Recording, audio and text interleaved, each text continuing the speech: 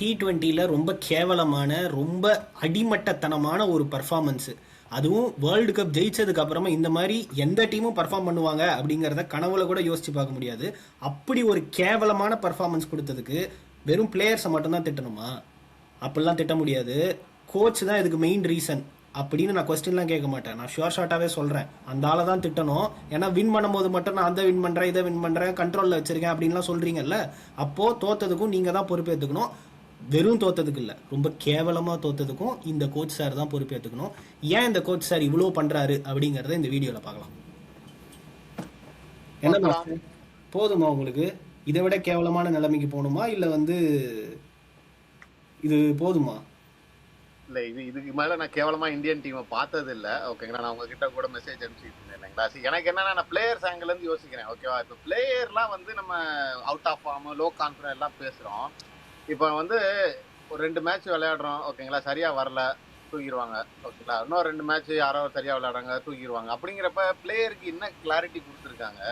Sir first நம்ம ஃபர்ஸ்ட்லேருந்தே வந்துடுவோம் sir. கோச்சோட role என்ன சார்? எனக்கு தெரிஞ்ச அறிவு, எனக்கு தெரிஞ்ச கிரிக்கெட்டை பார்த்த வரைக்கும் it is a people management job, mainly people management job. ஓகேவா, நீயே உள்ளே இறங்கி போய் 11 பேருக்கும் பதில் நான் போய் இப்படி விளையாடுறேன், நீ இப்படி போய் விளையாடுற அப்படின்னு சொல்லக்கூடாது. ஆனால் இங்கே அப்படி தான் நடக்குது அப்படின்றது தான் என்னோட இது. எனக்கு என்ன புரியலன்னா, is this a best playing 11 that India can send to England? என்னோட முதல் கொஸ்டினே அதுதான். அங்கேருந்து தான் கோச்சோட இன்ஃப்ளூயன்ஸ் ஸ்டார்ட் ஆச்சு அப்படின்னு நான் நினைக்கிறேன். வேர்ல்டு கப் ஜெயிச்சு கொடுத்துருக்காங்க, நீங்கள் அந்த டீமில் ஓடிஐ கன்சிடர் பண்ணி பும்ராக்கு ரெஸ்ட் கொடுத்துருக்கீங்க. Still is this a best playing 11 that you can send? ஏன்னா ஒரு வருஷத்துக்கு முன்னாடி வரைக்கும் நீங்கள் என்ன சொல்லிட்டு இருந்தீங்க? 3 டீம் அனுப்பலாம், 4 டீம் அனுப்பலாம், இந்த கதையெல்லாம் பேசிக்கிட்டு இருந்தீங்கல்ல. ஏன்னா 2 வருஷமாக நீங்கள் ஃப்ளாட் ட்ராக்ல ஆடிக்கிட்டு இருந்தீங்க சார், ஐபிஎல் ஆடிக்கிட்டு இருந்தீங்க சார். இப்போது இதுதான் பெஸ்ட் பிளேயிங் 11ஆ? இல்லை இந்த பிளேயிங் 11லேயே நிறைய பிரச்சனை இருக்கா? அவங்க பிளேயிங் 11லேயே நிறைய இந்த பிளேயர்ஸ் எடுக்க மாட்டேன், இந்த பிளேயர்ஸை மட்டும் தான் எடுப்பேன் அப்படின்றத இது பண்ணியிருக்காங்களா? எனக்கு புரியல. அந்த ஆங்கிளே எனக்கு புரியல ஃபர்ஸ்ட். இல்ல, அதான் என்னைய கேட்டீங்கன்னா, நான் பிளேயிங் 11 குட்டு, ஆனா இந்த கண்டிஷனுக்கு இங்க விளையாடுறதுக்கு குட்டா அப்படிங்கிறது ஒரு பேசிக்கா ஒரு கோச் யோசிக்க வேண்டியது. சார் எனக்கு நீங்க இது எப்படி குட்னு சொல்றீங்க? நீங்க சொல்றீங்க நான் ஸ்டில் ஒர்க் அவுட் ஆகும். இல்லை, நான் நீங்கள் சொல்கிறீங்க சார், உங்ககிட்ட எனக்கு தெரிஞ்சு லோக்கல், அதாவது டோர்னமெண்ட் எல்லாத்தையும் சேர்த்து நீங்கள் எடுத்து பார்த்தீங்கன்னா மினிமம் 45லேருந்து 55 ஒரு டோர்னமெண்ட் நடக்குது இந்தியாவில். நீங்கள் 600 பிளேயரை உங்களால் ஃபர்ஸ்ட் டிவிஷன் பிளேயர்ஸை உங்களால் எடுக்க முடியும். நீங்கள் அப்படி வச்சுக்கிட்டு நீங்கள் என்ன சொல்கிறீங்க? நாங்கள் ஐபிஎல் வச்சு தான் நாங்கள் ஷார்ட்டர் ஃபார்மேட் எடுப்போம் அப்படின்னு சொல்கிறீங்க. ஓகேவா, இந்த ஐபிஎல்ல யாரெல்லாம் ஒழுங்காக பெர்ஃபார்ம் பண்ணலையோ அவங்களுக்கெல்லாம் நீங்கள் ஃப்ரண்ட் ரன்னர்.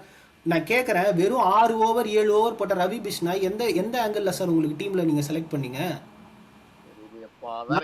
சொல்றேன், நீங்க ஆர்சிபில யாரு எவ்வளவு நல்லா பெர்ஃபார்ம் பண்ணாலும் நீங்க எடுக்க மாட்டீங்க. நீங்க எடுக்க கூடாதுன்னு நினைச்சுக்கிட்டு மற்ற பிளேயர்ஸ் எடுக்கிறீங்க. அப்போ உங்களுக்கு இந்த மாதிரி ரிசல்ட் வர்றதுக்கு நிறைய ப்ராபபிலிட்டி இருக்கு.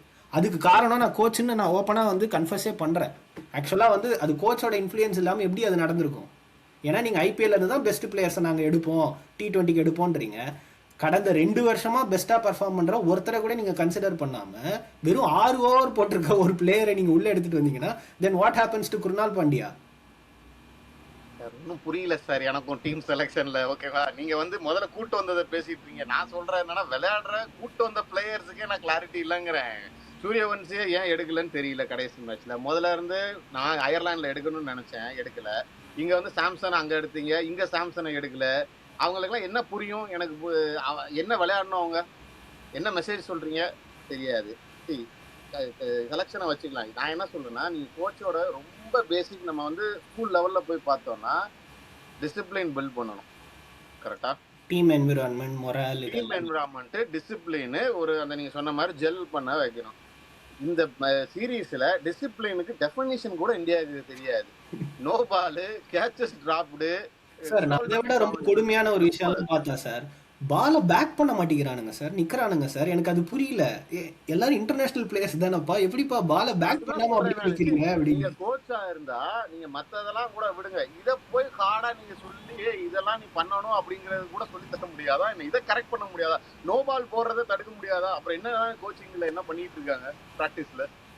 இல்லை இப்போ வந்து திருப்பி வந்து அவங்க வந்து என்ன சொல்லுவாங்கன்னா டிரான்சிஷன் நாங்கள் வந்து ஒரு டீமை பில்ட் டிரான்சிஷனுக்கும் நீங்க கேட்ச் விடுறதுக்கும் நோ பால் போடுறதுக்கு என்ன சம்பந்தம் இருக்கு? That is a basic discipline that a coach is supposed to do. இல்லை இல்லைங்களா? முதல்ல டிரான்சிஷன்ன்ற வேர்டே ரொம்ப தப்பான வேர்டு. உங்ககிட்ட டிரான்சிஷன்லாம் கிடையவே கிடையாது இந்த எல்லாருமே டீமில். நிறைய நாள் விளையாண்ட பிளேயர் தான் சார். என்ன சார் டிரான்சிஷன்? டிரான்சிஷன்ற வார்த்தையை விட்டுருங்க. ஓகேங்களா? பேசிக்கான கோச்சிங் இதே நீங்க பண்ணல. அப்புறம் எப்படி நம்ம பிளேயர்ஸ்ல இருந்தும் நம்ம அவுட்புட் எதிர்பார்க்கலாம்? அதான் என்னோட கொஸ்டின். அதே மாதிரி இது வந்து எங்கே ரொம்ப தப்பாக போச்சு அப்படின்னா, நீங்கள் சூப்பர் ஸ்டார் கல்ச்சர் வேண்டாம், நான் வந்து ஒரு டீம் தான் எனக்கு முன்னாடி இருக்கணும் அப்படின்னு சொல்கிறதுக்கு நான் வந்து ஒத்துக்கிறேன். அதாவது ஆஸ் அ டீம் பிளேயராக பார்த்தா கிரிக்கெட் வந்து ஒரு இண்டிவிஜுவல் கேம் கிடையாது. நீங்கள் வந்து டீம் பிளேயர். இந்த மாதிரி ஒரு விஷனை கொண்டு வந்துட்டு தான் நீங்கள் வரீங்க அப்படின்னா டெஃபினட்டாக கோச்சும் வந்து சென்டர் ஆஃப் அட்ராக்ஷனும் இருக்கக்கூடாது. கரெக்டு தானே? ஒரு ஸ்டார் பிளேயரு அவர் பர்ஃபார்ம் பண்ணுறாரு, அவர் வந்து சூப்பர் ஸ்டார் கல்ச்சர் வந்து இருக்கக்கூடாதுன்னு நீங்கள் நினைக்கிறீங்கன்னா எல்லா டிசிஷனும் என்னை சுற்றி தான் நடக்கும். பேட்டிங் யார் ஆட போகிறது நான் தான் பண்ணுவேன், ஃபீல்டிங் யார் ஆட போகிறது நான் தான் பண்ணுவேன், அடுத்த ஐபிஎல்லேருந்து நான் யாரை பிக் பண்ணுவேனோ நான் தான் பண்ணுவேன், எனக்கு கவலையே கிடையாது இந்த ஐபிஎல்ல நீ ரெட் கலர் ட்ரெஸ் போத்தனா ஒன்று எடுக்க மாட்டேன், என்னை மீறி நீ எப்படி உள்ளே வரேன்னு பார்க்கலாம், இப்படின்னுலாம் நீங்கள் சென்டர் ஆஃப் அட்ராக்ஷனில் பண்ணீங்கன்னா தென் இதுக்கு வந்து சூப்பர் ஸ்டார் கல்ச்சர் 1000 டைம்ஸ் பெட்டர்னு நான் சொல்லுவேன். சூப்பர் ஸ்டார் கல்ச்சரும் என்ன கல்ச்சரோ எனக்கு இப்போ இந்த டீம் கல்ச்சர் என்னன்னு எனக்கு புரியல. ட்ரெஸ்ஸிங் ரூம்ல என்ன நடக்குது? ஏன்னா நம்ம கிளியரா பாக்குறோம். இன்னைக்கு கூட நம்ம மெசேஜ் அனுப்பிச்சிடல, 11 பிளேயர் 11 பேரை தனியா விளையாண்டுட்டு இருக்காங்க. இந்தியன் டீம் எங்கப்பா நான் கிரவுண்ட்ல தேடிட்டு இருக்கேன். நான் எல்லா மேட்ச்லயுமே அப்படிதான் இருக்கு.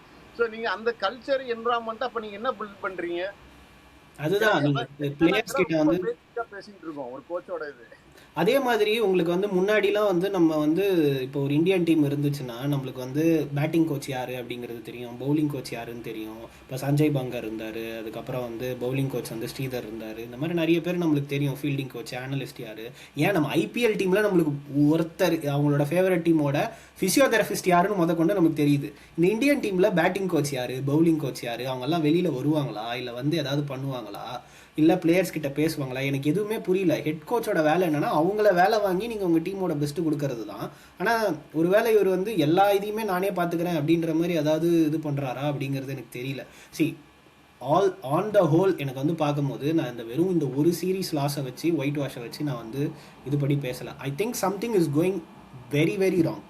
நீங்கள் வந்து இது வந்து என்னோட டீம், எனக்கு மீறி வேற யாரும் இல்லைன்ற ஆங்கிளில் இந்த இது வந்து போயிடுச்சு அப்படின்னு நான் நினைக்கிறேன்.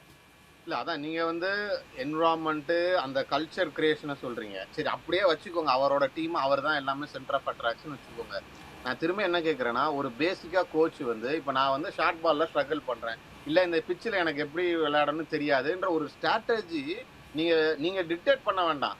அட்லீஸ்ட் ஒரு பிளேயருக்கு ஹெல்ப் பண்ண மாட்டீங்களா? எனக்கு புரியல சார். 5 கேம் 7 கேம் பேசிட்டு இருக்கோமா, 6-7 கேம் பேசுறோம். எல்லா கேம்லயுமே ஒரே மாதிரி எப்படி நீங்க டீமும் ஒரே மாதிரி போய் ஒரே மாதிரி ஃபெயில் ஆயிட்டு வாங்கன்னு எப்படி சொல்லுவாங்க? அப்புறம் கோச் வந்து பிராக்டிஸ் பண்றப்ப எப்படி உட்காந்து டீ குடிச்சிட்டு இருப்பாரா? தெரியல. அதுதான் இப்போ ரொம்ப பெரிய பிரச்சனை வந்து என்னன்னா, நம்ம வந்து இப்போ பிளேயர்ஸா வந்து ட்ரை பண்ணி ஃபெயில் ஆகுறதுக்கும் பிளேயர்ஸ் வந்து ட்ரையே பண்ணாம ஃபெயில் ஆகுறதுக்கும் ஒரு வித்தியாசம் இருக்கு. கரெக்டா? இப்போ நம்ம ரெண்டாவதாக இருக்கிற விஷயம் தான் நம்மளுக்கு எல்லாருக்குமே வந்து அவ்வளோ கோவம் வருது அப்படின்னு நினைக்கிறேன். இந்த பிளேயர்ஸ்லாம் வந்து ஐபிஎல்லே உயிரை கொடுத்து விளையாடுறானுங்களேடா, ஏன் இந்தியன் டீமுக்கு வந்தவொடனே இவ்வளவு மட்டமாக வந்து விளையாடுறாங்க, அந்த இன்டர்நேஷனல் ஸ்டாண்டர்ட்ஸ்லாம் எங்கே போச்சு அப்படின்னு. விச் மீன்ஸ் தட் டீமில் சம்திங் இஸ் ராங். எய்தர் ஒரு புது கேப்டன் வந்ததுனால அது ஜெல் ஆகலையா, அந்த டிசிஷனை நீங்கள் தான் எடுத்தீங்க. வேர்ல்ட் கப் வின்னிங் கேப்டனை வச்சுக்கிட்டு நீங்கள் வந்து தூக்கி போட்டு எடுத்தீங்க. Maybe betterment for a team, but அதை ஜஸ்டிஃபை பண்ணலை அப்படிங்கிறது தான் question. I think on the whole பிளேயர்ஸ்க்கு வந்து நீங்கள் வந்து ஒரு 40% நீங்கள் வந்து குறை சொன்னீங்கன்னா ஹெட் கோச்சை கண்டிப்பாக இந்த வாட்டி நீங்கள் 60% குறை சொல்லியே ஆகணும். அப்போ தான் you will get some better answers அப்படின்னு நினைக்கிறேன். அந்த கொஸ்டினை நீங்கள் ரைஸ் பண்ணிங்கன்னா தான். இல்லை ஓகே, நீங்கள் சொல்கிறது கொஸ்டின் பண்ணுறது கரெக்டு. நான் ஒரே ஒரு லாஸ்ட் பாயிண்டோட முடிச்சுக்கிறேன், கொஸ்டினோட முடிச்சுக்கிறேன். 3 ஃபார்மட் கேப்டன் வந்து வெரி அன்ரியலிஸ்டிக்னு சொல்லியாச்சு. ஓகேங்களா? ஸோ 3 ஃபார்மட் கோச்சும் ரியலிஸ்டிக்கா அப்படிங்கிற ஒரு ஓப்பன் கொஸ்டினோட நான் இந்த வீடியோ என் பண்ணலான்னு நினைக்கிறேன். ஏன்னா கோச்சஸ் நம்ம ஏன்னா பார்த்துட்டோம், எல்லா ஃபார்மட்லையும் பார்த்துட்டோம். ஓகேங்களா? இந்த சீரீஸில் கண்டிப்பாக வந்து கோச்சோட ரெஃப்ளெக்ஷன் பாசிட்டிவாக இல்லை, அப்படி தான் நான் பார்க்குறேன். நான் என்விரான்மெண்ட் பாசிட்டிவாக இல்லை. ஸோ நீங்கள் சொன்ன மாதிரி 60-70% coach is there to be blamed. But ஆனால் ஆல் 3 ஃபார்மட்டுக்கு ஒரே கோச்சா அப்படிங்கிற ஓகே, நம்ம வந்து மறக்கக்கூடிய ஒரு T20 சீரீஸ், அதுக்கு காரணம் ஹெட் கோச் தான் அப்படின்னு இந்த வீடியோவில் நாங்கள் வெர்டிக்ட் எழுதியிருக்கோம். அது ஒத்துக்கிட்டிங்கன்னா லைக் பண்ணுங்கள், கமெண்ட் பண்ணுங்கள். அடுத்து 1 டே வருது, T20 மாதிரி கண்டிப்பாக இருக்காது அப்படிங்கிறத நாங்கள் நம்புகிறோம். ஸோ அடுத்த வீடியோவில் உங்களை சந்திக்கும் வரை தேங்க்யூ. பாய் பாய்.